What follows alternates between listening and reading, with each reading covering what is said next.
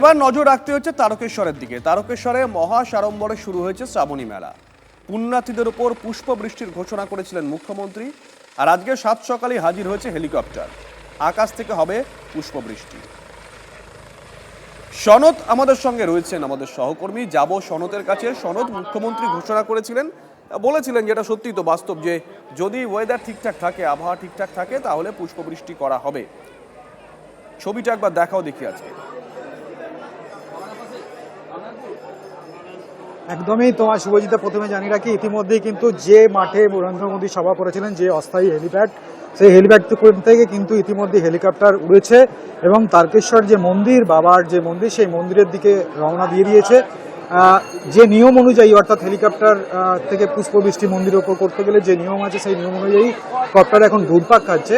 সেক্ষেত্রে হয়তো কিছুটা এখনো সময় লাগতে পারে এই মন্দিরের সামনে আসতে, কিন্তু যেটা বিধায়ক সন্তু পান যেটা জানিয়েছেন যে প্রতি সপ্তাহে একদিন করে মুখ্যমন্ত্রী ঘোষণা করেছিলেন প্রতি সোমবার, কিন্তু সন্তু পান যেটা জানালেন যে ওয়েদার ভালো যেদিন থাকবে, অর্থাৎ প্রতি সপ্তাহে একদিন করে এই পুষ্পবৃষ্টি হবে যাত্রীদের, অর্থাৎ তীর্থযাত্রীদের ওপর। পাশাপাশি মন্দিরের ওপর যেমন পুষ্পবৃষ্টি হবে, সেরকম পাশাপাশি যে নিমাই তীর্থ, যে গঙ্গার ঘাট, যেখান থেকে ভক্তরা জল, অর্থাৎ ঘটে করে জল নিয়ে, কাঁধে বাঁক নিয়ে তারকেশ্বরের উদ্দেশ্যে আসেন, তাদের উপর, মাথার উপর ফুলবৃষ্টি করা হবে। এবং ইতিমধ্যেই আমরা দেখতে পাচ্ছি যে ঘোষণার পরেই কিন্তু আজ রবিবার, এবং যেহেতু ওয়েদার কিছুটা ভালো আছে, সেই জন্য আজকের সুযোগটা মিস করতে চায়নি প্রশাসন। সেক্ষেত্রে আজকেই এই ফুলবৃষ্টি, অর্থাৎ প্রথমে কিন্তু তারকেশ্বর যে মন্দির, আমি মন্দিরের ছবিটা দেখাচ্ছি, মন্দিরে ফুলবৃষ্টি হবে। ইতিমধ্যে হেলিকপ্টার কিন্তু ঘুরপাক খাচ্ছে দেখতে পাচ্ছি আকাশে।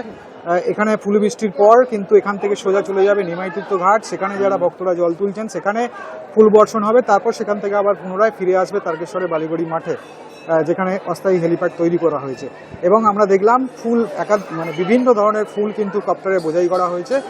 হেলিকপ্টারে আছেন সন্তু পান এবং অর্থাৎ তারকেশ্বর বিধায়ক, পাশাপাশি আরও কয়েকজন আধিকারিক আছেন জেলার, তারাও কিন্তু এই হেলিকপ্টারে আছেন। তারাই মূলত আজকের এই কর্মসূচি, অর্থাৎ যে ফুল বর্ষণ হবে তার কর্মসূচি উদ্যোগ নিয়েছে। এবং যে জেলা প্রশাসন থেকে যেটা জানানো হয়েছে এবং বিধায়ক সন্তু পান যেটা জানিয়েছেন, প্রতি সপ্তাহে একদিন করে হেলিকপ্টার থেকে ফুল বর্ষণ করা হবে মন্দির, এবং যারা আগত তীর্থযাত্রী, যারা বাবার মাথায় জল ঢালতে আসছেন, তাদের উপর ফুল বর্ষণ করা হবে। বাংলার মানুষ পরিবর্তনের রামরাজত্ব নিয়ে এসেছেন। সেই রামরাজত্বে দেবাদিদেব মহাদেবের যারা ভক্ত আসছেন, তাদের পা এবং তাদের মাথায় যেভাবে পুষ্প বর্ষণ করা প্রয়োজন, সেটাই আমরা করছি। তিনি বলেছেন যে ৪৫ দিনের মধ্যে আমরা যে কার্যক্রম করেছি, ১ বছর সময় পাবো, আরও ভালো করে করব।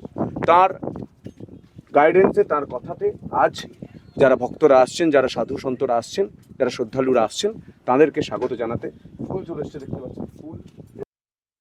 আমি উত্তরপ্রদেশের যশস্বী মুখ্যমন্ত্রী যোগী আদিত্যনাথকে দেখে উৎসাহিত, অনুপ্রাণিত হয়েছি। সেখানেও যারা জলযাত্রী যান, তাদের উপরে রাজ্য সরকারের হেলিকপ্টার থেকে পুষ্পবৃষ্টি হয়।